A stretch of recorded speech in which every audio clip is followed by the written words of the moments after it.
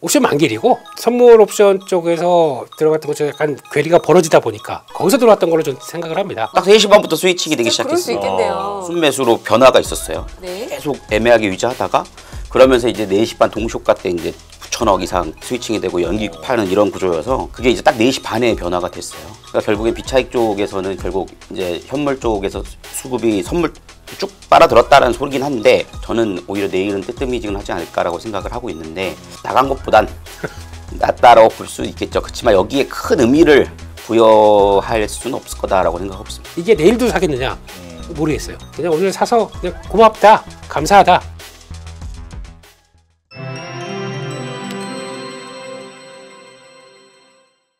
시장 흐름 이제 좀 자세히 짚어보겠습니다. 김민수 레몬리서치 대표, 서용원 SK증권 2000PB센터 차장과 함께하겠습니다. 어서 오십시오. 안녕하세요. 네. 언제나 처음에 드리는 질문입니다. 차장님 오늘 시장 어떻게 보셨습니까? 오늘 사실 장 초반에는 조금 흔들리는 것 같아가지고 역시 흔들리나 했는데 삼성전자, SK하이닉스가 쉬니까 순환매가 잘 나왔다. 맞아요. 라는 점에서 어떻게 보면은 지수는 생각보다 안 올랐어도 시장의 흐름들은 상당히 좀 좋지 않았나 라고 생각이 들고 체감적으로는 좀 느끼기 좋았습니다. 아 그래요? 표정이 밝으시네요. 살짝 웃으시네요. 네, 오늘 저희가 기분 좋게 3부를 할 수 있을 것 같습니다. 서용훈 차장님 표정이 매우 좋으셨는데 카메라가 못 잡아줬어요. 네, 대표님도 표정이 좋으십니다. 네. 돈 세면 됐지 뭘 카메라. 예예. 뭐 그런 느낌. 하기 힘드실 정도로 지금 기분이 좋으신.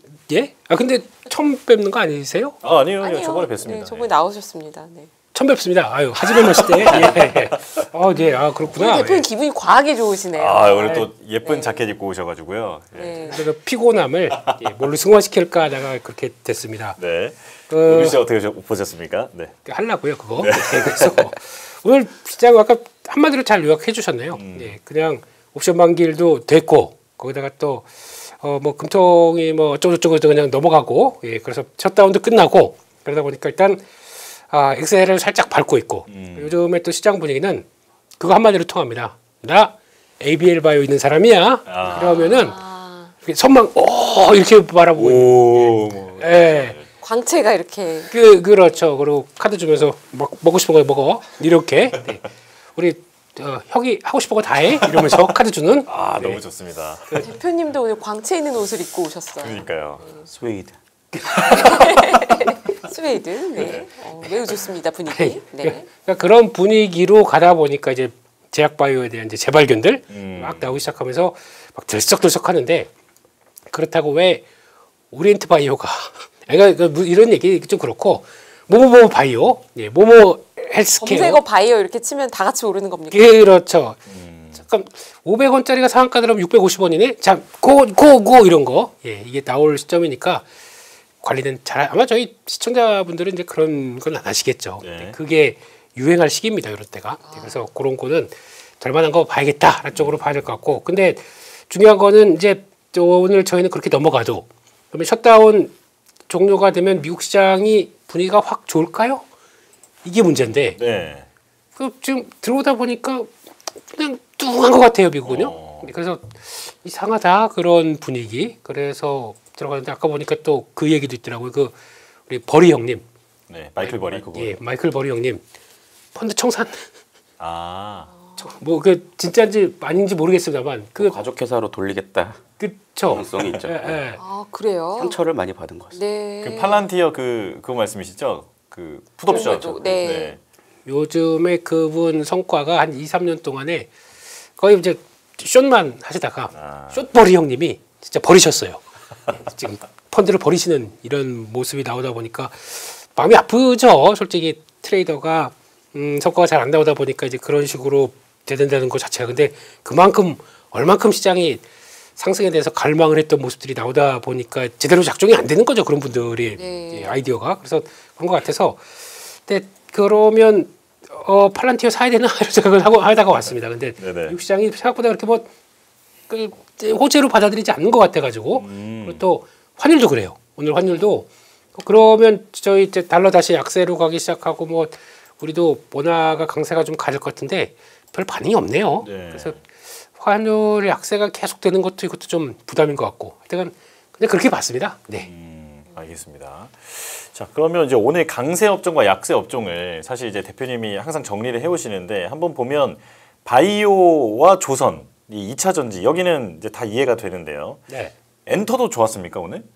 아유, 혹시 뉴진스 모르세요? 아 하이브요? 예. 아, 네네. 물론 JYP는 실적이 좀 미스가 나다 보니까 좀 주춤했지만 그래도 이런 때 해서 다행이에요. 만약에 분위기 안 좋았을 때 안 좋은 실적 갖고 왔다 그러면 또 쫙 밀렸을 텐데 그나마 약간 하이브가 돌아가는 분위기 때서 그러다 보니까 그나마 낫다고 봐야 될 것 같고. 네네. 그래서 이제 우리 뉴진스 고생했어 민지 뭐 이러면서 네.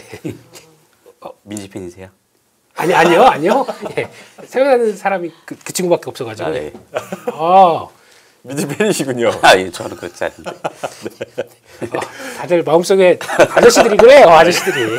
표정이 더욱 환해지시네요. 오늘 증시 좋았다는 얘기할 때보다 민지 얘기하면서 얼굴이 더 맞아요. 좋아지고 있습니다. 와이프 사랑해. 네. 네. 아, 예. 그렇게 가야 될 것 같고. 네. 그쪽에서 오랜만에 오늘도 보니까 이제 그동안 시장에서 완전히 소외됐던 쪽이 이제 소비재, 엔터 이런 쪽들인데 이게 이제 약간 좀 해도 너무했네 이런 분위기에 대해서 좀 돌아온 것 같아서 그 좀 너무 했죠. 뭐 파마리서치 뭐 그렇게 안 좋은 실적이라고 그래서 그런 것도 살짝 돌아온 것 같고 그 동안에 좀 처졌던 것들 그게 이제 원자력 같은 경우도 그렇죠. 그래서 이런 것들 돌아오고 건설은 뭐 현대건설이 있다 보니까 같이 연결돼서 그렇게 들어가다 보니까 약간 우리 차장님 말씀하셨듯이 순환매가 좀 들어왔다 쪽들인데 반도체는 열심히 돌리려고 노력하는데 삼성전자만 요만큼 올라왔고 나머지는 그냥 축 처졌고 그래서 유리기판 쪽은 이건 뭐 거의 테마 쪽으로 움직이네요. 갔다가 왔다 이렇게 움직이다 보니까 그런 쪽인 것 같고 소프트웨어 쪽들도 오늘 좀 약했다 그렇게 보여집니다. 예. 자 그러면 오늘 강세 업종 뭐 어제도 마찬가지입니다만 바이오가 이제 주인공인데 그 투자자들이 이 바이오를 눈여겨 보고 있었던 분들은 코스닥 키 맞추기 들어간대. 그러니까 이제 코스닥의 시총 상위주에 들어가야 돼. 하면서 바이오를 보고 있다가 이 ABL 바이오가 잭팟이 빵 터지면서 네. 갑자기 수급이 쫙 몰려간 것 같거든요. 차장님께서 한번 정리를 해주실까요? 코스닥 키 맞추기가 시작이 될 것 같기는 한데 네. 이럴 때 우리가 그냥 무조건 시총 상위주라고 해서 들어가도 되는 건지 아니면 또 이제 개별적으로 좀 분석이 필요한 건지 좀 조언을 해주시죠. 물론 뭐 시장이 삼성전자랑 하이닉스가 끌고 갔던 흐름들을 기대하시는 분들이라면 조금 변동성이 크게 느껴지실 수는 있을 것 같아요.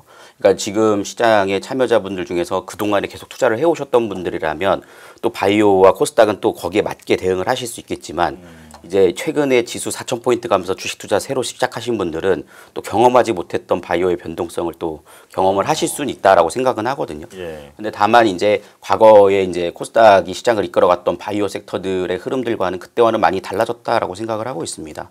그 이유에 대해서 보면은 최근 이제 올라가는 종목들을 보면 이제 실체가 있다라는 거죠. 물론 실적이 나오는 건 아니지만 현재 뭐 빅파마 글로벌 빅파마 기업들과의 이제 기술 수출 얘기가 나오면서 흐름이 이어지고 있기 때문에 바이오에 대한 흐름 움직임들은 이제 과거보다는 좀 더 변동성이 줄어들면서 추가적인 상승이 좀 이어질 수 있지 않을까라고 생각을 하고 있고요.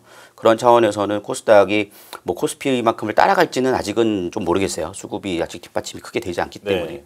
그렇지만 바이오의 기회는 연말에 한번 오지 않을까라고 좀 생각을 하고 있습니다. 네. 여기에 더해서 이제 정부의 포커스도 정말 중요한 것 같아요. 바이오는 특히나 이 정책적으로 함께 맞물려 가주냐가 중요하지 않을까 싶은데 최근에 이제 국민성장 펀드 조성한다라는 얘기가 나오지 않았습니까? 네. 근데 거기서 물론 뭐 AI랑 반도체, 뭐 모빌리티 쪽도 있지만 바이오 쪽도 한 11조 정도를 편성을 해서 투자를 할 것이다라고 얘기를 했거든요. 그래서 그런 점에서는 바이오 수급이 이제 패시브 자금으로 좀 들어올 가능성도 있다라고 생각을 하고 있고요. 예. 뭐 최근에 또 이것도 정부 이제 여당 쪽에서 나왔던 거죠. 이제 KIC라고 해서 이제 국부 펀드 네, 쪽에 대한 한국투자청. 네. 맞습니다. 그게 이제 해외 투자만 해왔던 것을 이제 국내로도 이제 가져와야 되지 않겠냐라는 얘기들도 계속 나오고 있습니다. 그래서 어떻게 보면은 정부가 이제 증시 부양을 하겠다라는 의지가 굉장히 강한 모습들이 좀 이어지고 있다는 점에서 코스닥의 키 맞추기 이어질 거라고 판단하고 있고요. 바이오도 뭐 연말과 또 JP모건 헬스케어 컨퍼런스의 연초까지 있지 않습니까? 그때까지의 약간의 바이오 랠리도 한번 좀 기대해 볼 수 있지 않을까라고 생각합니다. 네. 바이오 랠리가 나타나고 있는데 어떤 바이오를 갖고 계신 분들은 속상하신 분들도 있을 수 있잖아요. 지금 그렇죠. 워낙 종목 간의 차별화가 일어나니까요. ABL 바이오가 지금 이틀 연속 매우 분위기가 좋은데 K 바이오의 주도주로 당분간 이렇게 갈까요? 어떻게 보십니까? 오늘 사실 꼬리가 장난이 아니었거든요. 그 변동성을 사실 견뎠을까라는 생각이 들 정도의 흐름이긴 해요. 그래서 그렇지만 ABL 바이오 이번에 나왔던 뉴스들은 상당히 좀 큰 뉴스이기 때문에 저는 뭐 더 이어질 수 있을 거라고 생각을 하고 있고요. 사실 ABL 바이오뿐만 아니라 지금 뭐 비만 치료제 관련해서도 뭐 대형 제약사들에 또 많이 놓여 있고 오늘 뭐 셀트리온도 이제 슬슬 좋은 얘기들 나오고 시작하지 않았습니까? 그리고 그렇기 때문에 저는 또 이제 뭐 알테오젠 같이 또 코스피 이전 상장했던 부분들도 이제 코스피 이전 상장하면은 과거에 이제 삼성바이오로직스도 보시면은 이제 그 패시브 자금에 유입되는 시기가 있거든요.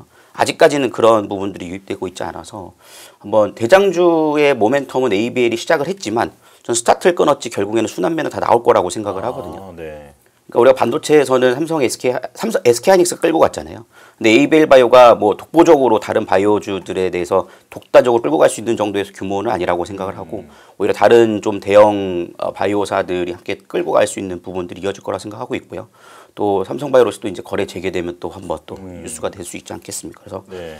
종목 선별은 좀 어렵긴 할 것 같아요. 그래서 지난 시간에도 한번 제가 얘기했던 부분인데 바스켓으로 ETF를 거래하는 것도 하나의 방법이다라는 차원에서 바이오를 좀 선별은 하셔야겠지만 전체적으로 좀 바스켓 매매로 좀 보시는 게 좋지 않을까 싶습니다. 예.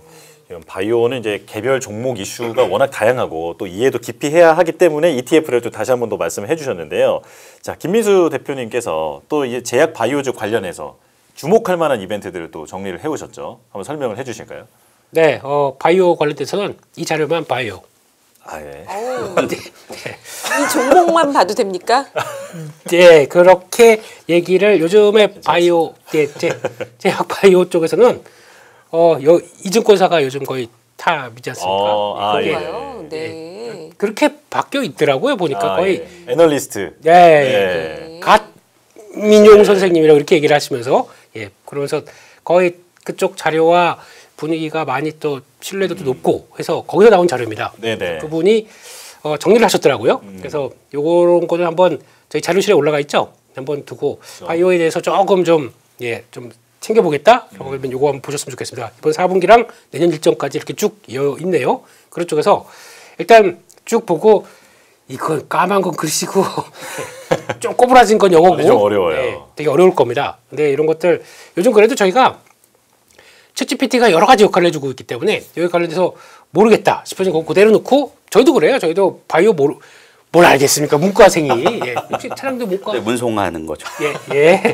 투문송이 이런 거 얘기할 때 보면은 뭐 자세한 얘기 들어간다 그러면 잘 모르고요. 저희 또 그림 보고 막 그래서 외워야 돼요. 저희도 그러다 보니까 개념을 맞춘다 그러면 GPT가 많이 도와주실 거고 AI가 그렇게 그런 데 써야지 어쨌습니까 저희가. 그럼요, 그래서 그런 거 한번 보시면서 보강하시면 되겠다. 제가 하는 거는 그냥 이게 큰 그림만 맞춰드리면 되는데 한 4분기 때까지 해서 나오는 게 이제 지금 쭉 보시게 되면 다 보셔도 아시겠지만 큰 것들입니다. 네. 그리고 큰 것들이고 핵심은 뭔가 지금까지 보여줬어요. 다 빅파마들하고 뭔가 손 잡았거나 아니면 손바닥에 적어도 탁 터치를 했거나 그렇기 때문에 그런 쪽에서 뭐가 성과가 나올 가능성이 높지. 제가 아직 항암제 가지고 뭐 임상 이상 같다 2-A 상이다 거기서 뭔가 해서 나오게 되면 대박일 텐데 이거는 조금 좀 먼 지금 얘기거나 그런 순서가 아니다. 이거는 2015년도 그때면 그랬어요. 그때 한 10년 전 같은 경우는 그런 거 가지고도 거기서 뭐 IR만 해서 거기서 조금 얘기만 나온다 그러면 갑자기 막 그 다음날 막 10% 막 올라가고 막 그랬거든요. 그때 그런 때가 아니기 때문에 지금은 이런 쪽에서 어디랑 손 잡는지 그래서 그게 어떻게 나오는지가 제일 중요할 것 같다라는 정도로 문서관 사람들은 이렇게 얘기밖에 못 하겠습니다. 그래서 일단 알테오젠도 얘기 보게 되면 뭐 이제 지금 뭐 할로자임과 계약하는 물질 얘기 나오는 게 이번 또 4분기에 나오지 않을까라고 나오고 있고 원래 ADC 하게 되면 전달 물질에선 리가켐이 또 원래는 잘 나가는 회사죠. 거기서 추가적으로 약간 서브웨로 온다 보니까 약간 좀 작은 거의 규모라고 해야 되나 좀 중국이나 아니면 글로벌 파트사랑 나올 수 있겠다라고 보고 있고 ABL은 요거는 17일 날 다음 주죠. IR을 합니다. IR 관심이 엄청 높을 것 같아요. 그래서 유튜브로 한다고 하죠, 그걸. 봐야죠. 주주 입장으로 봐야죠. 그리고 시간이 없으면 요약이라도 AI가 다 요약해줘요. 또 이것도. 그래서 그래프 T 이런 것들 얘기 나오고 신약도 한 종을 또 얘기를 하고 하다 보니까 그렇게 봐야 될 것 같고요. 그리고 또 뭐 페트로는 요거 이제 중요할 것 같아요. 요 12월 7일이 되게 중요한 것 같습니다. 지금 페트로는 한 20억 정도인가 이거를 릴렐리가 전전 계약 느낌? 그러니까 계약을 하기 전에 본격 계약을 하기 전에 이거 가지고 한번 진행되는 거 보자라고 했던 그 내용들이 본계약이 이제 체결되는 게 12월 7일이라고 하더라고요. 그 전에 그러다 보니까 그 사이에 언제든지 뭐 계약 나오면 움직일 수 있겠다라고 해서 관심이 높은 거죠. 그러니까 공장까지 착공을 하는데 설마 뭐 아무것도 없겠냐 이런 기대감이. 그런 느낌이죠. 그것 때문에 페트론이 올해 올라온 속도가 그것 때문에 올라오다가 이게 좀 또 아닐 수도 있는데 그러면 또 주춤하고 이렇게 왔다 갔다 그랬기 때문에 그런 거 보셔야 될 것 같고 게다가 또 보로노이도 그렇죠. 비소세포 폐암 쪽에서 성과를 좀 내다 보니까 요즘 또 강하게 나오는 모습들이고 D&D 파마텍은 뭐 다 아시는 것처럼 메세라 쪽과 연결되다 보니까 메세라가 이제 잘 인수가 14조까지 인수 결정됐으면 잠깐만 우리는 너무 싼 거 아니야? 이런 느낌이 들어가는 거죠. 그런 쪽이고 2026년도 보게 되면 죽 이런 것들이 다 있는데 그 중에서 이제 다 보게 되면 계속 나오는 게 빅파마들과 그 라이선싱 아웃 이런 쪽들 나오는 것들 다 보면 그래요. 뭐 달치상표 나오고 있고 아스트라제네카 나오고 있고 저희는 자세한 내용들은 이제 보시면서 본다고 하더라도 그 상대방이 그런 빅파마들이다 이런 쪽들이 가장 중요할 것 같아서 그런 거 좀 보셨으면 좋겠고 게다가 또 저는 개인적으로 올릭스를 많이 또 챙겨 봐야 된다고 생각하는데 네. 이쪽도 상대방이 릴리예요. 릴리가 들어가 있고 거기다가 황반면성 치료제 같은 경우도 좀 성과 나서 이상 정도까지 들어갈 때 성과 나온 걸로 얘기를 하고 있습니다. 그래서 그런 쪽과 탈모 예. 지금 다 괜찮으시네요. 오늘 나오신 분들은 예. 괜찮습니다. 예. 그래서 이쪽도 로레알 쪽하고 연결시키다 보니까 그런 쪽에서 나온 것들 이제 본계약으로 바뀌게 되면 그때부터 들어갈 수가 있겠죠. 그런 것들을 보시고 요즘 보니까 퓨처캡이 뜨거워요. 이것도 이제 전립선 암 치료제 그 원래는 진단제에서 치료제까지 나가기 하다 보니까 임상 3상까지 들어왔습니다.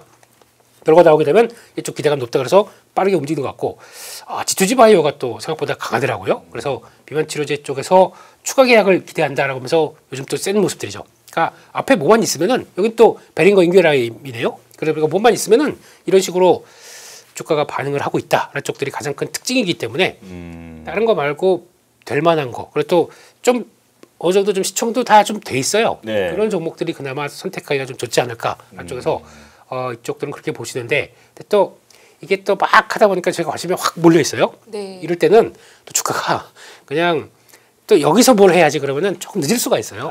네. 그러니까 막 관심 많은데 거기서 뭐 없나라고 보게 되면 주가는 다 반영되는 기대감이 좀 올라와 있는 상황들이거든요. 그렇기 때문에 이런 때 뭘 사야지라고 보시는 거는 좀 그렇고 공부만 하셨다가 조금만 밀려라 이러면서 약간 주춤할 때 그때 보시는 게 타이밍적으로는 더 맞지 않나 싶어서 지금은 너무 무리할 단계는 아니고 네. ABL은 뭐 그냥 잘 가게 얼마까지 보세요? 우리 차장님께서는? 가격이요? 대충 뭐 시총 규모나 이 정도면은 그래도 이게 노코멘트 하겠습니다. 긍정적인 의미로 하시는 거죠? 뭐 긍정적이긴 한데 네.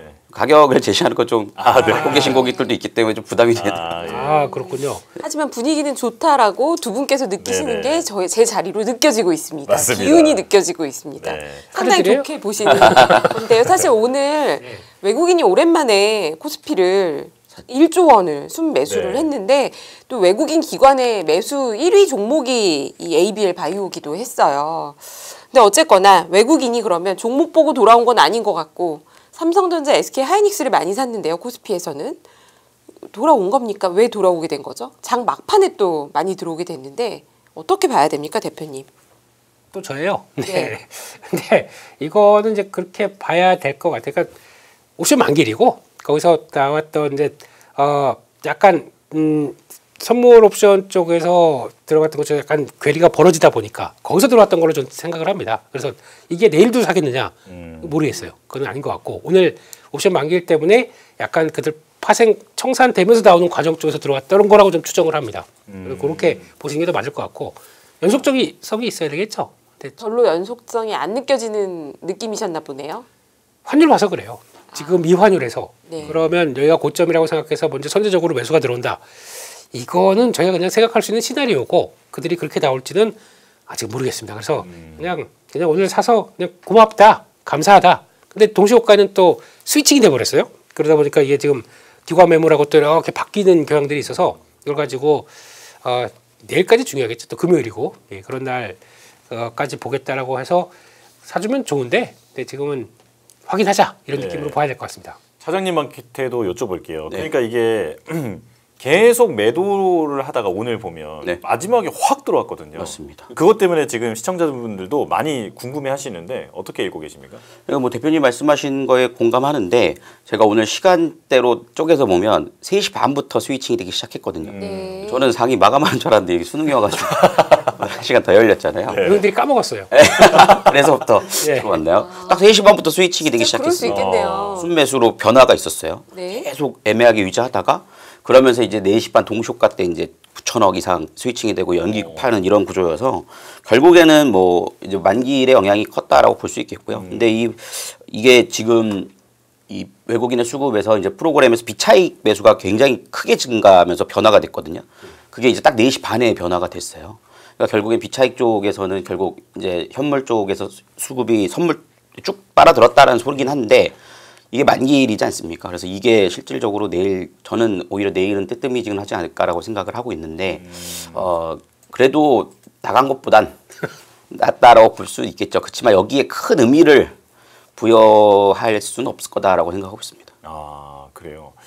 이게 뭔가 그 외국인이 돌아오려면 자꾸 저희도 일부에서 환율 얘기를 했습니다만 지금 환율 장중에 1470대까지 오르고 그랬었잖아요. 이게 자꾸 어떤 뭐 이게 배리어가 되는 겁니까? 허들이 되는 건가요? 저는 뭐 그럴 수 있다고 생각을 하고 뭐 요새 환율에 대해서는 되게 시각이 탁 나눠지는 것 같아요. 뭐 뉴노멀이다 해가지고 이제 높게 가는 게 맞다라고 하는데 저는 그래도 이게 시장은 가지만 불안불안한 거죠. 그러니까 갈 때는 상관없지만 빠질 때 심하게 빠질까봐 이제 이런 두려움이 좀 있는데 외국인 입장에서는 뭐 쉽지는 않을 것 같아요. 우리나라가 지금 현재 경제 상황도 경상수지도 좋고 외국인 투자자들의 문제는 아니라고 생각을 하거든요.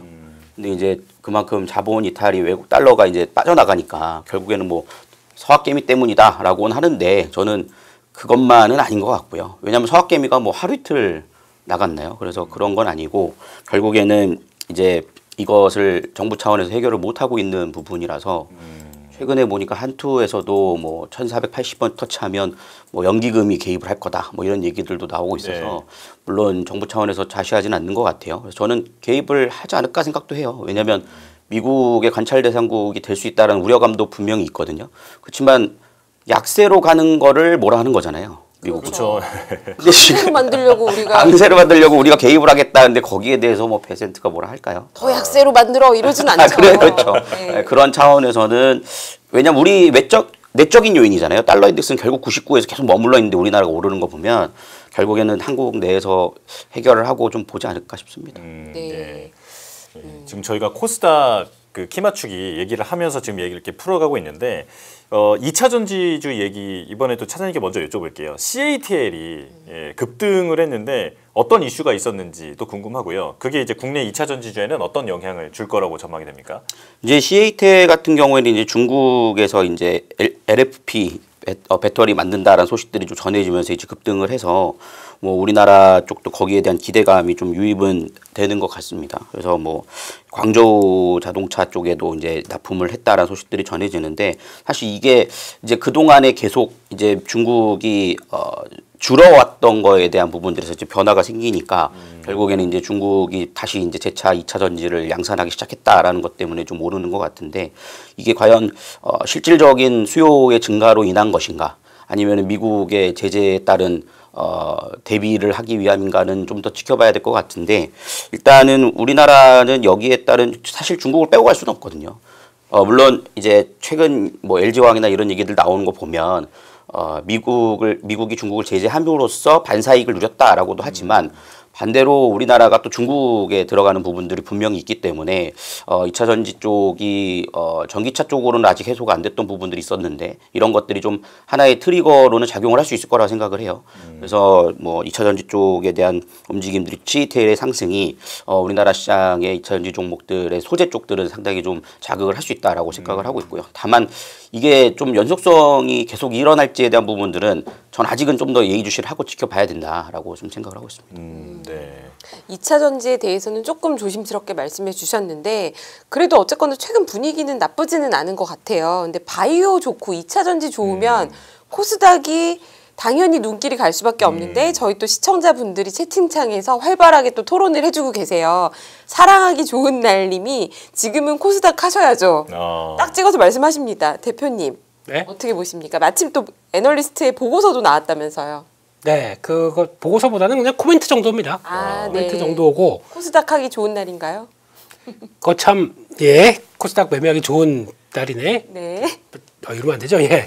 예. 그런 분위기로 예, 그렇게 만들어 가는 것 같은데 이 얘기는 뭐 한 한두 주 전부터 언급을 좀 드려다 보니까 네. 예, 코스닥은 내년 그냥 뭐 지방선거 전까지는 네. 예, 정책적으로도 그렇고 예, 그렇게 좀 돈 벌게 이렇게 푸시해야 선거의 유리 거기까지 예, 예. 그런 쪽의 느낌도 좀 있다 보니까 그런 개연성이 더 높다는 쪽으로 보면서 해야 될 것 같고 거기다가 또 개연성들이 이런 거 있죠.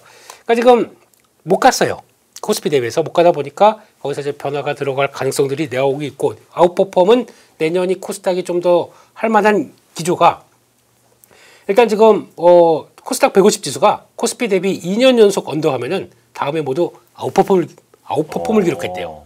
이런 얘기들 귀가 약간 팔랑팔랑하죠. 그래? 이러면서 그러면 내년에는 코스닥이 좀 더 150이다 보니까 그래도 알만한 코스닥에서 알만한 종목들 여기 돌아가게 되면 항상 말씀드리지만 코스닥은 그냥 지수를 보는 게 아니라 안에 섹터들이 뭐가 그러면 다 그 내가 올라갈래 이래서 막 그냥 치고받고 하면서 이렇게 움직이는 상황이다 보니까 섹터를 보셔야 됩니다. 그 중에 이번에 이제 선택된 게 이제 바이오죠. 예.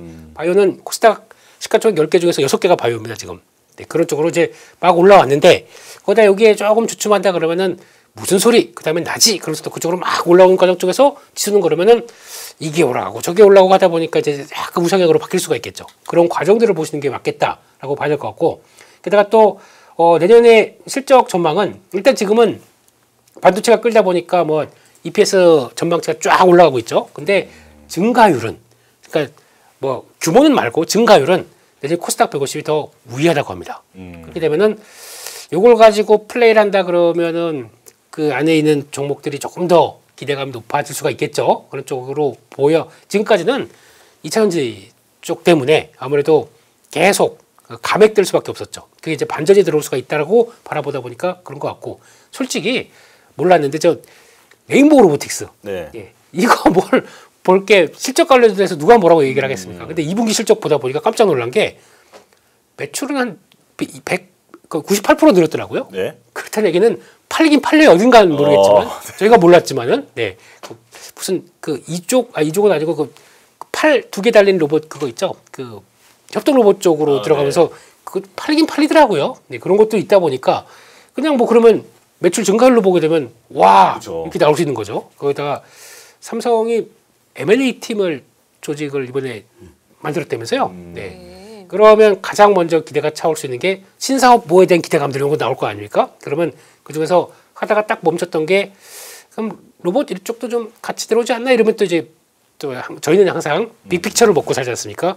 뭔가 뭉게 커지는 그런 과정 쪽에서 네, 그런 것도 영향을 끼칠 수가 있겠죠. 네, 그렇게 봐야 될 것 같고 게다가 또 정책 얘기는 아마 조금 있다가 우리 차장님께서 더 잘해주실 것 같고 거기서 나오는 이제 요게 변수죠. 예, 코스닥은 중소형주 좀 키우겠다라고 하게 되면 거기서 벤처 코스닥 쪽에서 벤처 4대 강국 대책, 국민성장펀드 출범, 내년에 코스닥 시장 활성화 방안 이런 것들이 대두 가능성입니다. 예, 근데 그럴 게 보통 보면 시장 이제 돌아갈 때쯤 보면 이런 것들이 많이 또 이제 한 2년 차, 예, 대통령 2년 차 쪽에서 이런 것도 많이 나오잖아요. 예, 그러다 보니까 기대감은 좀 있는 거죠. 그런 쪽으로 봐야 될 것 같고 그런 쪽에서 나머지도 바이오 비중이 크긴 한데 이제 그거를 비집고 들어가는 나머지 섹터들도 일단 잘 보자. 그러면 똑같아요. 그러면 바이오 쪽 있고 중간에 2차전지 있고 거기다가 로봇 하나 있고 그리고 또 엔터주들 좀 밑에 좀 깔려 있고 반도체 소부장들 쫙 있고 임의용 쪽도 있죠. 지금 말씀드린 게 다 코스닥 안에서 움직일 수 있는 섹터들입니다. 네. 그게 이제 순환매가 어떻게 돌아가느냐 보면서 그때마다 또 호재가 뉴스가 들어왔는데 양념을 탁탁탁 친다 그러면은 아 스테이크 맛있네 그러면서 좀 확 올라가는 이런 쪽도 한번 보셔야겠죠. 네. 알겠습니다. 아니 그 지금 이 코스닥 관련해서 정부의 어떤 정책에 대한 기대감도 있다고 아까 차장님께서 말씀하셨는데 아까 제가 이제 설명을 제대로 못 들은 부분이 하나 있었어요. 그 주식 장기 보유한 사람한테 뭐 혜택 준다 이런 얘기 있었잖아요. 네. 그 들었을 때 무슨 말인지 잘 이해가 안 되더라고요. 어떤 혜택을 줄 수 있는 어떻게 건가요? 해준다는 건지. 사실 구체적으로 딱 나온 건 없어가지고 네. 대통령이 근데 이제 그 카메라 앞에서 얘기를 하지 않았습니다. 뭐 장기 보유자에게 네네. 혜택을 줘야 되지 않냐. 근데 또 대주주들도 장기 보유하는데 그러면 또 부자 혜택이니까 그거는 제외하면서 한번 방법을 강구해봐라라고 얘기했는데 사실 딱 떠오르는 거 있으세요? 제가 저 네. 대리 때였나 그때쯤에 네. 그런 게 있었어요. 그 코스닥 시장하고 뭐 부음을 한다고 그 적립식 그런 거 이걸 가지고 그러니까 소득공제 네. 하는 쪽의 내용들이 있었습니다. 아. 이게 한 1, 2년 있다가 바로 없어진 거, 뭐 세제 혜택 준다고 그래서 그거 없어진 걸로 알고 있는데 그때 반짝해서 열심히 했었죠. 인기 많았죠. 인기 많았죠. 네. 기억나시죠 그때? 네네. 네. 아 이거 기억 안 나야 되나? 수능 본 날짜 비밀이었는데 약간. 네. 근데 네. 지금 딱 말씀해 주신 게 좀 와닿네요. 주식을 장기 적립식으로 펀드에 넣어라. 네. 라는 거를 소득 공제를 해준다든지 하면은 꽤 인기를 끌 수 있지 않을까 이런 그때 생각이 뭐 듭니다. 세금 혜택을 준다 이런 식의 워딩도 있었던 것 같거든요. 맞아요. 네. 그러니까 어떤 세금을 혜택을 준다는 건지 그러니까요. 상당 주식은 세금이 별로 없는데 그렇죠. 뭔가라고 생각했는데 대표님 말씀 딱 들으니까 좀 와닿네요. 그러니까 그렇게 되면은 어차피 뭐 직장인들이 뭐 부자 감세라는 논란은 피할 수가 있는 거고. 네. 그러다 보니까 일정 소액을 그렇죠. 넣도록 예, 일정 기준에 있겠네요. 그런 게 맞게 되면 아마 재경부에서 그러니까 만들어내게 되면 그런 쪽으로 갈 것 같은 느낌은 듭니다. 그러면은 제가 그러면 이제 코스닥은 솔직히 말 그게 코스닥 종목을 장기 적립식으로 갈 수가 있을지는 잘 모르겠습니다. 저는 예. 저 같은 3시간 투자자한테는 그런 얘기를 하시면 예. 네, 그런 쪽 말고 그러면 기반은 그래도 아유 장기 투자하겠다 그러면은 약간 ETF나 아니면은 약간 저 대형주 쪽으로 조금 더 그쪽은 기반이 더 몰리지 않을까 하는 생각은 하고 있고요. 그렇게 되기 시작하게 되면 계속 이쪽이 좋다 그러면 코스닥 쪽은 조금만 작은 얘기 나온다 그러면 이제 플레이할 수 있는 부분들이 계속 나올 수가 있겠죠. 그걸 노리는 거겠죠. 약간 이것도 어떻게 보면 낙수 효과 네, 이런 쪽의 변화를 볼 수가 있어서 그런 쪽도 보는데 일단 그냥 뭐 길게는 말고 코스닥도 일단 뭐 내년 초 뭐 보통 연초 1월 효과의 가장 대장은 또 코스닥 중소형주 아닙니까? 그런 쪽까지만 본다고 하더라도 그게 보는 거죠. 예. 그리고 네. 좀 생각나는 부분이 예. 대통령이 또 ISA 혜택을 또 늘려야 된다라고 하지 않았습니까? 네. 그러니까 제가 고객들이 ISA를 요새 많이 물어보세요. 근데 ISA가 결국 세제 혜택인데 사실 말씀하셨듯이 주식은 세제 혜택이 딱히 줄만한 게 없거든요. 근데 ETF 거래를 할 때는 세제 혜택을 분명히 받을 수 있습니다. 근데 만약에 ISA의 이제 캐파가 커지면 거기서 ETF 투자를 활성화할 수 있는 부분들도 있기 때문에 ISA의 캐파를 키우는 것도 결국 증시 부양이나 뭐 코스닥의 흐름을 좀 양호시킬 수 있는 부분이 있지 않을까 싶습니다. 네. 예, 확실히 아직 가이드가 뭐 나온 게 없다 보니까 지금 저희도 다 상상을 해보고 있는 상황인데요. 자, 이제 화학주 얘기 잠깐 해보겠습니다. 차장님께서 설명을 좀 해주세요. 지금 화학주가 좀 분위기가 조금 고개를 들고 있는 것 같은데 이게 뭐 순환매매 때문인 건지 혹은 어떤 그 개별 이슈 때문인 건지 업황이 좋아지고 있는 건지. 아니 화학산업 다 망한다고 했던 게 엊그저께 그러니까요. 같은데요. 구조조정이 된 건가요? 아니면 어떤 일이 일어나고 있는 건가요? 롯데케미칼이 롯데타워를 담보로 잡았을 때가 진짜 정말 네, 다 걱정했죠. 동굴에 있던 시기가 아니었나 싶은데 네. 이번에 LG화학이 미국의 이제 그 양극재에 대한 3.8조 정도의 수주를 따내면서 화학주들의 좀 트리거가 좀 나왔다라고 생각을 하고 있고요. 지금 화학주들의 시각은 사실 실적이 좋아지는 건 아니라고 생각을 하는데 이제 그동안에 디스카운트 됐던 거에 대한 해소라고 볼 수 있을 것 같아요. 그러다 보니까 화학주의 수급들이 좀 들어오고 있다라고 좀 생각을 하고 있고요. 특히나 이제 저유가가 앞으로 또 계속 유지가 되면서 정제 마진이 계속 올라가다 보니까 그런 것들을 어떻게 보면은 아까 전에도 대표님이 우리는 꿈을 먹고 산다라고 했듯이 화학주도 지금 현 상황의 재무제표를 까보면은 여전히 안 좋지만 이제는 돌아섰다 이런 얘기들이 계속 나오고 있는 것 같고요. 그동안에 사실 그러니까 주가라고 하는 건 결국 그런 것 같아요. 약재가 터져서 안 좋으면 그만큼 주식이 반영을 하거든요.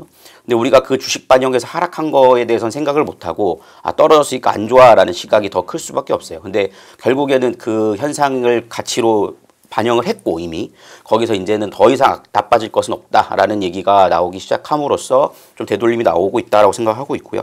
여기에 더해서 이제 또 미국의 반중 효과 이 부분들이 분명히 우리나라가 수혜를 입을 수 있는 구조는 짜여져 있는 상황이거든요. 물론 제가 볼 때는 그 미국이 중국을 제재하는 게 없으면 중국의 그 저가와 그 환경을 오염시키면서 만들어내는 이런 거를 따라갈 수는 없다라고 생각을 합니다.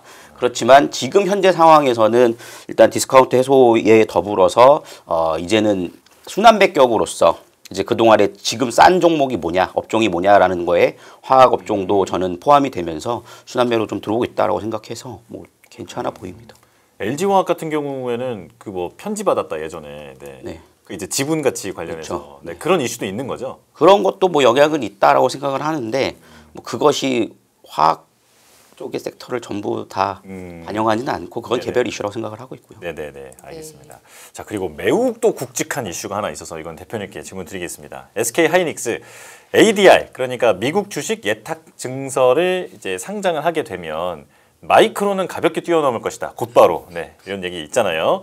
실현 가능성이 있는 것인지 그 시나리오를 좀 설명을 해주실까요? 그보다 아까 이제 이건 좀 이따 말씀드릴게요. 예, 예. 근데 석유화학도 좀 어떻게 보면은 지수 4천 시대에 저 월봉상 저기 있는 게 말이 됩니까? 그래서 그러다 보니까 올라가는 건데 이렇게 보다 보니까 열매 의원님 네. 건설주도 사도 되는 거 아니에요? 이러면 제가 요즘에 건설주를 좀 안 봐서요. 잘 모르겠네요. 건설주를 그렇게 말씀드릴게요. 저렇게 월봉상으로 저렇게 가서 땅굴 밑에서 이제 거기서 막 허우적허우적 되고 있습니다. 이건 안 간 거 이거밖에 없는데요? 그거 어떻게 생각하세요? 이럴 때 이제 순환매 차원에서 이제 정말 주가가 너무 오랫동안 많이 내려가 있으면 약간만 긍정적인 말이 나와도 너무 반갑잖아요. 그 반가움이 바로 양봉으로 표시가 되는 가격이 오르는 때가 종종 있습니다. 근데 저는 건설업종의 주가를 지금 보고 있지 않아서 제가 그거는 말씀드리기 어려운데 그렇게 이제 산업이 정말 돌아서는 게 아닌데 이렇게 얘 혼자 이럴 수 있느냐 해서 순환매로 잠깐 하는 경우에는 개인들은 투자를 좀 주의하실 필요가 있어요. 이렇게 대표님처럼 잘하시는 분들이야 빨리 얘도 올라야지 하고 바로 들어갔다 바로 나오시면 되지만 3시간. 네. 재무덤을 직접 하셨군요.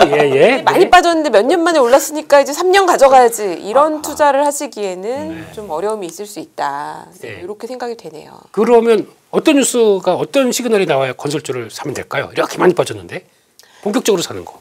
제가 건설 애널리스트를 했던 기억을 네. 되돌려 보면요. 보통 그 산업이 성장을 해야 되거든요. 성장. 예. 네, 그러려면은 건설 회사는 돈 버는 게 국내에서는 아파트 분양을 많이 하거나 아니면 공공공사가 옛날 4대강 때 최고였죠. 네. 그런 공사가 많이 나와줘야 돼요. 근데 정부가 지금 인프라 투자를 하면 전력에 투자를 해야지 건물 짓는 게 아닌 것 같고 그리고 아파트는 지금 많이 짓는 분위기입니까? 잘 모르겠어요. 요런 게 이제 좀 여기서 덧붙여서 가격이 올라가는 것도 좋은데 이제 양적으로 성장을 못하면 집값 올라간다고 건설주 사는 건 아니거든요. 요런 점이 있습니다. 그러면 뭐 공급 대책 이런 거 나오게 되면 정부가 네. 그러면 뭐 신도시 건설 뭐 이런 것들 뭐 나오게 되면 이건 기폭제가 될까요? 공공 주도의 발주가 나오는 거는 경쟁 입찰을 시켜요. 돈이 안 된다. 건설회사가 100대 건설회사가 있는데 경쟁 입찰을 나눠서 해야 되거든요. 그러면 가격을 좀 비싸게 받기는 어렵겠죠. 그리고 그건 취지에 맞지도 않죠. 정부의 정책의 취지예요. 그렇군요. 이런 게 또 참 그래도 주가는 그날 반갑게 환호성을 일거리가 생겼다. 네, 그럼요. 너무 안 좋았으니까 오를 수 있습니다. 네, 결론 하지 마라. 그냥 잘 바이오나 해라. 볼 게 많다. 예. 성장하는 산업이 많을 때에는 잠깐 반짝하다가 또 성장하는 산업이 바이오가 내일 또 뭐 됐대, 빅파마랑 뭐 했대, 임상 통과했대 다 묻히겠죠. 네. 알겠습니다. 자리를 이렇게 한번 바꿔보시는 것도 좋을 것 저도 한번 김민수 대표님하고 같이 얘기해봐도 그러니까요. 재밌을 것 같아요. 맞아요. 네. 사회 재밌는데요. 네. 제자리를 노리십니까? 아니요. 한번 네. 제자를 지키겠습니다. 네. 그래서 아까 말씀하셨던 이제 SK하이닉스 얘기가 어제 ADR. 어제 얘기가 이제 메리츠 증권에서 한 연구원께서 그 얘기를 하더라고요. 주주 가치를 조금만 올리고 만약에 ADR을 발행해서 미국에 상장을 하게 되면 이거는 획기적으로 변화가 나올 수 있다라고 얘기를 하는데 시장에서는 좀 공감을 하는 분이 어떻게 생각하십니까, 차장님? 그냥 90만 원 가야죠. 오. 주주식 편하게 말씀하시는데요. 들어가면, 네. 갔으면 좋겠습니다. 고객분들 많이 갖고 계시거든요. 예. 네. 그래서 일단 지금 보시게 되면은 그때 ADR 상장 가능성에 대해서 얘기했던 쪽에서 만약에 들어가게 되면 지금 필라델피아 반도체 지수와 이거 바네크라고 그러죠, 이거. 여기 반도체 EF 쪽 같은 글로벌 반도체 ETF에 들어가게 되면은 일단 마이크론 대비해서 할인이 많이 크지 않습니까? 마이크론이 지금 최소 25배는 되잖아요. PR이 아직 보여준 게 없다 보니까 아까 보니까 키옥시아 실적 발표했더라고요. 네. 3분기 실적이 예상보다 못 미쳤다 그러면서 주가 시간으로 일본에서 쫙 빠지더라고요. 근데 너무한 거 아닙니까? 3분기 기대하는 것도 7, 8, 9예요. 좋은 거 9월 달에 살짝 반영된 걸 가지고 실적이 잘 나올 것 같다라고 한 건 아니죠. 그냥 많이 오르니까 그렇게 나오는 것 같고. 근데 그런 쪽에서 마이크론도 지금 만약에 그럼 똑같이 이게 그러면 미국 시장의 밸류가 그 정도까지 준다. 25배. 그럼 우리도 하이닉스가 25배가 간다. 예. 그럼 주가 얼마인지 아세요? 얼마예요, 그러면? 지금 6배고.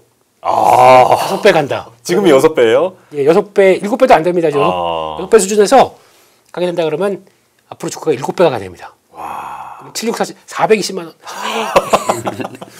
그냥 꿈은 클수록 좋아요. 네. 그러니까 그런 쪽에서 봤을 때 모든 사업부에서 마이크론보다 당연히 우위고 뭐 수익성도 당연히 크고 그렇게 되면은 반대로 이렇게 들어가게 되면 마이크론은 숏, 예, 하이닉스는 롱이 나올 수가 있겠죠. 그런 쪽의 가능성들이 이게 나오다 보니까 지금 뭐 조건을 이렇게 쭉 본다고 하더라도 지금 뭐 산업분이나 시가총액 유동성 다 가능성이 높다 보니까 ADR만 상장하게 되면 바로 갈 수 있다. 한번 해볼까라고 하는 이런 내용들이 그러니까 저희가 이제 좀 꿈을 키우는 차원에서 나오는 거죠. 그렇게 보셨으면 좋겠고 그렇게 되면은 어떻게 가냐면 아까 바네크 쪽에서 들어가는 걸 보게 되면 지금 퀄컴과 마이크론이 6, 7위에서 왔다 갔다 가고 있는데 그러면 4% 정도 된다. 그러면은 거기서 들어오는 게 400억 달러 정도는 바로 유입이 될 수 있다. 네. 400억 달러면 돈이 얼마입니까 이게? 그러니까요. 그러면 60조인가요? 네, 60조. 환율 때문에 계산이 이상해지네요. 60조네요, 정말. 예, 예. 네. 60조 그냥 그래서 패시브로 확 들어버린다. 그러면 시총이 이제 시총이 시총 대비해서 얼마가 들어오는 겁니까 돈이? 그렇게 되면은 이렇게 바뀔 수도 있겠다라고 하는 아주 장밋빛 상상을 하는 것만으로도 기분이 좋잖아요. 네, 이제 그렇게 시장은 또 바라볼 수도 있겠구나 생각을 하고 있습니다. 차장님, 그러면 이거 뭐 실현 가능성은 근데 뭐 보세요. 저는 뭐 당장의 실질적인 상황은 아니라고 생각을 하고요. 다만 이제 이게 워낙 실적이 좋다 보니까 하이닉스가 이제 더 긍정적인 회로를 돌리면서 얘기가 나오는 건데 그만큼 코리아 디스카운트가 많이 돼 있다라는 거를 반증해 주는 흐름이고 그래서 저는 뭐 당장 실현 가능성은 아직은 우리가 그거를 보고 접근하기는 좀 위험할 수 있다라고 생각은 합니다. 우리가 물론 하이닉스의 전망 자체를 긍정적으로 보는 건 맞는데 사실상 우리가 그만큼의 마이크론의 가격을 본다는 건 한국 증시의 규모와 물론 다르지 않습니까? 물론 이게 이제 ADR이 되면서 이제 더 자금도 들어올 수 있지만 그래도 아직은 좀 더 지켜봐야 되지 않을까 싶습니다. 기존 고객님들은 하이닉스를 보유하고 계신 분들은 네. 기분이 물론 좋으실 텐데 더 사시는 분도 계신가요? 아니면은 이제 좀 팔아야 되는 거 아니야 하고 전화하시나요?